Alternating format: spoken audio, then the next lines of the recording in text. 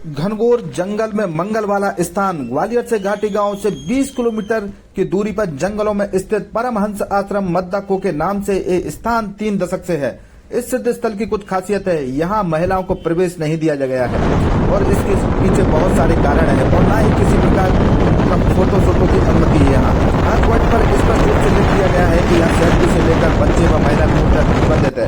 उसके बावजूद कोई अनजाने में यहाँ पहुँच भी जाता है तो उसे गेट पर खड़े सुरक्षा करने के तौर पर फॉरेस्ट विभाग का अमला साहिब प्रशिक्षण भी रोक देते हैं। यदि इन सबके बावजूद कोई नहीं मानता तो उसके मोबाइल जब्त कर लिए जाते हैं और एक माह बाद सकुशल वापस कर दिए जाते हैं। यहाँ कितनी बड़ी शख्सियत क्यों ना आए, महाराज किसी से पैर नहीं छुड़वाते और रेलिंग से ही दूर अपने कच्छ से ही आशीर्वाद देते हैं। वह 14 वर्ष यानी बालक अवस्था में ही संत हो गए थे, तभी से वह इसी मद्दाको के नाम से घनघोर जंगल में तपस्या में लीन है। ईश्वरी ही कृपा है कि इस सिद्ध स्थान पर प्रतिदिन घी के मालपुआ खीर के साथ आलू की सब्जी के रूप में भंडारा चलता है। जो भी व्यक्ति इस सिद्ध स्थान पर आता है वह प्रसादी अवश्य ग्रहण करता है। हर जीव जंतु इस मंदिर पर शिव के दर्शन के लिए आते हैं और वो मुख जैसा आकार के रूप में अनवरत गंगा मैया का जल पहाड़ों से निकल रहा है। और जो भी इस सिद्ध स्थान पर जाता है वह यही कहता है कि बिहड़ों में इतनी सारी व्यवस्थाएं कौन संचालित कर रहा है, कोई तो अदृश्य शक्ति है जो इन व्यवस्था को संचालित कर रही है। सिर्फ सदमार्ग का ज्ञान बांटा जाता है, यहाँ कोई भभूति या तुम्हारे पापों का यहाँ निवारण नहीं होता है। ऐसा कुछ सिर्फ परमहंस के द्वारा सत्य का ज्ञान दिया जाता है। इस मंदिर के बारे में दैनिक भास्कर में रहे अंचल संपादक से जब इस संबंध में बात हुई तो उन्होंने बताया कि कई दिनों से तकरीबन 50 वर्षों से इस सिद्ध स्थान पर आ रहे हैं। देखिए खास रिपोर्ट अपने साथियों के साथ। इस सिद्ध स्थान की खासियत है कि यहाँ महिलाओं को वर्जित है। यहाँ खासकर हम कैमरामैन से कहेंगे, बोर्ड पर स्पष्ट लिखा है श्री परमहंस आश्रम मद्दाको अमरगढ़, कृपया माँ बहन बेटियां का प्रवेश यहाँ इस मंदिर पर वर्जित है। इसके आगे माँ बहन बेटियों को लेकर ना जाएं। इस मंदिर घनघोर बीच जंगल में शिव शंकर भोले बाबा का मंदिर विराजमान है। आज हम लोग वहाँ ठीक आप लोगों को दर्शन कराएंगे।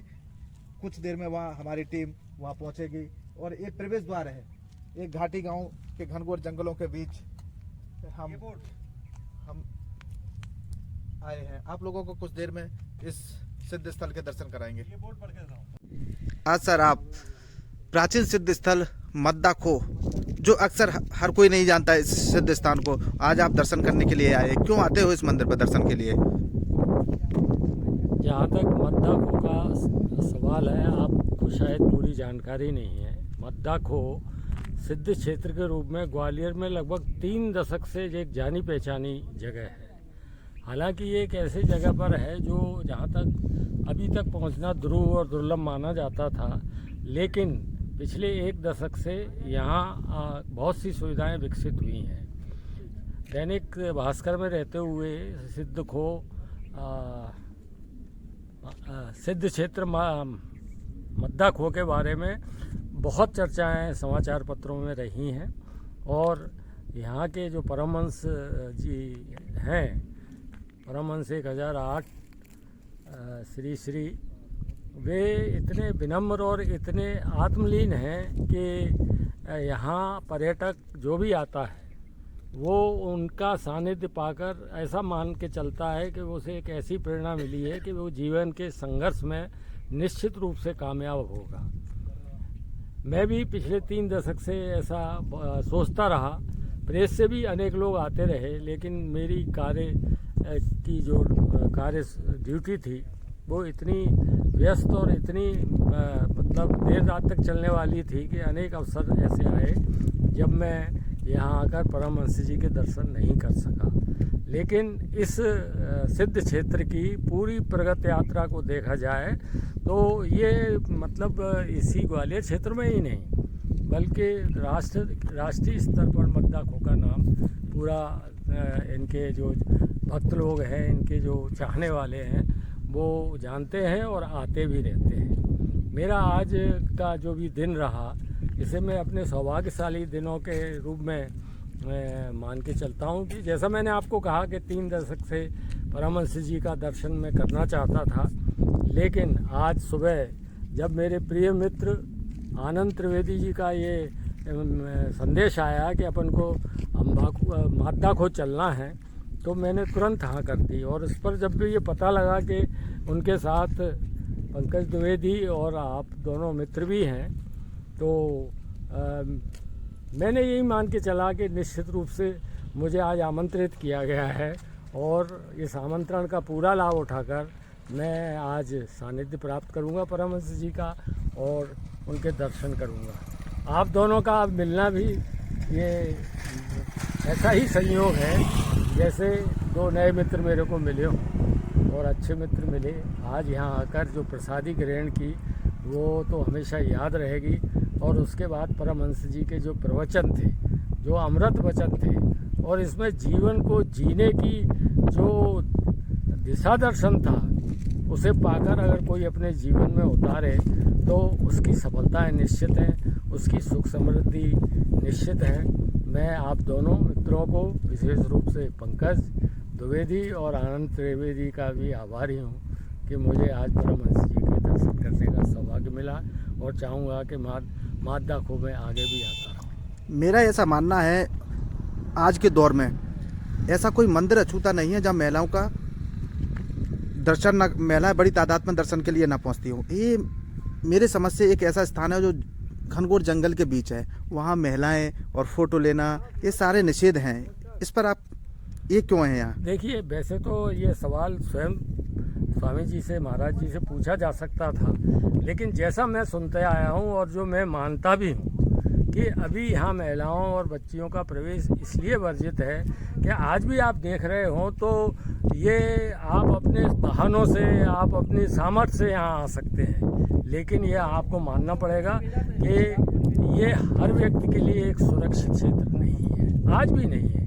ये असुरक्षा का कारण केवल सामाजिक तत्व ही नहीं है, बल्कि यहाँ के जो वन्य जीव हैं, जो आज आपको आसपास में कम दिख रहे होंगे, लेकिन पिछले 10 साल पहले तक यहाँ ऐसे वन्य जीवों का बहुत बड़ा निवास था जो किसी भी मानव को किसी भी तरह का नुकसान पहुँचा सकते थे। तो मेरा यही मानना है कि ये जो बंदिश है वो इस क्षेत्र की जो असुरक्षित स्थिति है उसको देखते हुए ही रखा गया है, और समय आने पर हो सकता है कि स्वामी जी इसमें कोई परिवर्तन करें। और अक्सर यहाँ घनघोर जंगल के पीछे सिद्ध स्थान है, और यहाँ ऐसा भी बताया गया है कि ऐसा कोई दिन नहीं जहाँ जब भव्य भंडारा का आयोजन ना हो रहा। कितने भी यहाँ दर्शनार्थी, कितने भी भव्य श्रद्धालु आए, प्रत्येक व्यक्ति को भव्य महाराज जी के द्वारा यहाँ भोजन खिलाया जाता है, प्रतिदिन चलता है। कैसे चलता होगा ये? नहीं, देखिए, मैं आपको बताऊं कि इस सिद्ध क्षेत्र के प्रति और इसकी पवित्रता के प्रति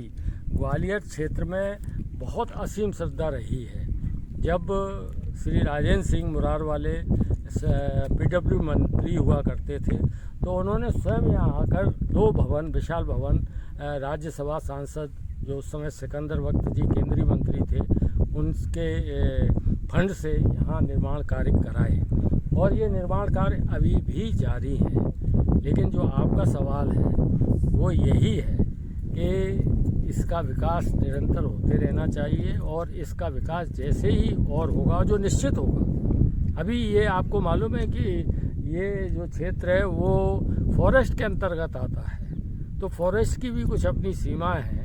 उसके बावजूद जो स्वामी जी अपने में लीन, आत्मलीन व्यक्ति हैं, और इसलिए आपने देखा होगा कि वो न तो किसी भी प्रचार के आमुख हैं, ना वो ये चाहते हैं कि यहाँ कोई फ़ोटो खींचे।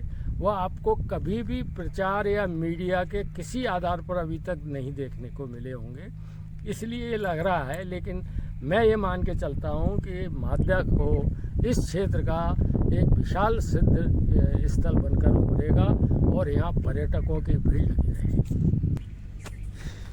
सर, इस स्थान, सिद्ध स्थान को मद्दा खो के नाम से क्यों दिया गया है? इस मद्दा खो के नाम से क्यों पुकारा जाता है? आपको जैसे चंबल में भरके हुआ करते हैं, वैसे ही इस इलाके में ये अकेली खो नहीं है, यहाँ बहुत खो है। जैसे ये मादा खो है, एक चूना खो है। चूना खो में परमहंस जी के गुरु भाई ही वहाँ पर भी बैठते हैं। तो यहाँ अनेक खो हैं, लेकिन जब इनके गुरुवर ने यहाँ पर ये अपना सिद्ध स्थल बनाया तब इसका नाम मादा खो था, उसका नाम चूना खो है। तो ऐसे और भी कई खो हैं, और ये खो शब्द आपको शिवरी के जंगलात में बहुत तरीके से मिलेगा।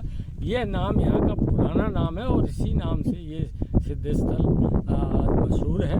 बाकी मादा खो कोई ऐसा नहीं है कि जैसे किसी आज की तारीख में किसी ने रखा हो, ऐसी बहुत खो है यहाँ पर। ऐसा भी सर इस सिद्ध स्थान का ज़्यादा प्रचार प्रसार नहीं हुआ है, मैंने देखा है अक्सर ज़्यादातर लोग कम ही जानते हैं सिद्ध स्थान को। युवा पीढ़ियों के लिए और धर्मावलंबियों के लिए क्या कोई संदेश देना चाहोगे आप? नहीं, देखिए, युवा पीढ़ी का जो आपने सवाल किया है, इसका सवाल लंबा है और यहाँ नहीं दिया जा सकता, क्योंकि युवा पीढ़ी जिस दिशा में जा रही है और हमारे देश में धर्म को लेकर युवा पीढ़ी में जो कुछ समझाया और बुझाया जा रहा है वो मेरी दिशा में एक सही राह नहीं है। लेकिन जैसा आपने कहा कि प्रचार प्रसार के अभाव में, अरे जिसकी यहाँ श्रद्धा है वो जब 10 लोगों को बताता है तो 10 लोग और आते हैं और उसके बाद उनके 10 लोग और आते हैं। इस तरह यहाँ श्रद्धालुओं की भीड़ बढ़ती जा रही है। एक बंदिश ये है कि अभी यहाँ पर महिलाएं, बच्चियाँ और बेटियाँ नहीं आएंगी, इसलिए भी आपको लगता है कि यहाँ पर्यटन स्थल पर जैसा भीड़ भड़का दिखना चाहिए वैसा नहीं है। लेकिन आप बिल्कुल मान के चलिए कि इसकी जो श्रद्धा है, इसके यहाँ की जो अहमियत है, यहाँ को लेकर जनमानस में जो एक देव स्थल का भाव है वो बहुत स्थायी है और ये स्थायी भाव भी इसकी सबसे बड़ी प्रतिष्ठा है। क्या नाम है शुभ सर? मेरा नाम डॉक्टर सुरेश।